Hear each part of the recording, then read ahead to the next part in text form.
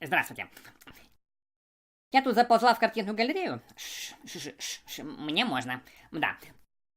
Попутно обратила внимание на одну картину. Свет. Некий художник, Леонардо да Винчи, изобразил портрет музыканта. Небольшая картина, примерно полметра в высоту. Что еще можно сказать? Сразу обращает на себя внимание рама. Она не маленькая, хотя, на мой взгляд, ее можно было бы сделать и побольше. Например, так. Тут еще можно всякие ящички приделать с секретами. В остальном, как мы ее видим, это ученическая работа, этюд. Художнику было чуть-чуть за 30. Это не Леонардо, это молодой Рембрандт, но столь же красивый. Да, он промышлял из города в город, искал себя и деньги, творил, изобретал.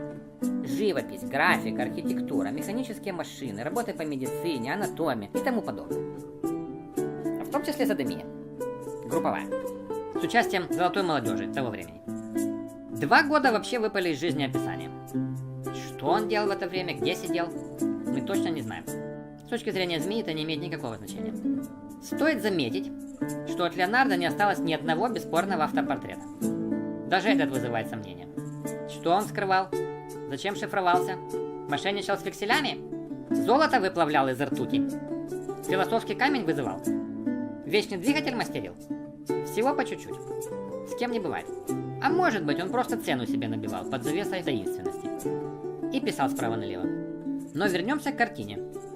Фундаментально нарисовано. Хотя немного плоско.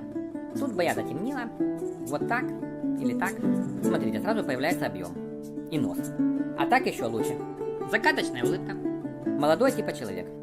Франкино Гафарио. Композитор, музыкант, теоретик. Ровесник и друг Леонардо да Винчи. В том самом смысле, если я правильно поняла. Сам Леонардо был тоже музыкант, в том числе. Арфа, лира и другие инструменты, которые берут сзади, но держат спереди. Интересная деталь. В руке музыкант демонстрирует противоестественным образом то ли чек, то ли банкнот. Там еще какая-то песенка записана.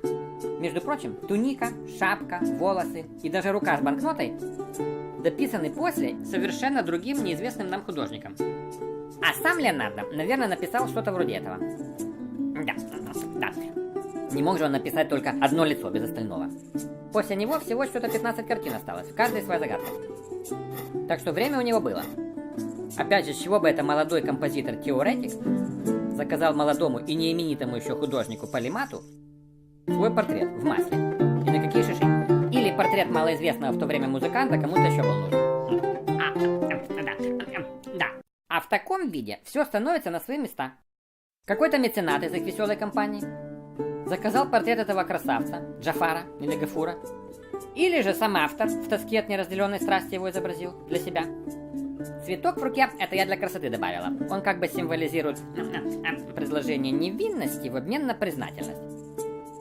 Но можно и без него, так даже лучше. Возможно, портрет был во весь рост, по натюрель. И что делать с такой картиной дальше? На какой стене ее повесить? Это же неприлично в католической стране, даже учитывая эпоху Ренессанса. Разумеется, кому-то сразу пришла мысль все это обрезать, задрапировать, вставить в раму, позолотить, усугубить, упрочить устои, скрепы и так далее. Чтобы мы теперь могли восхищаться ансамблем, так сказать, в полной мере. Вот такие мышки.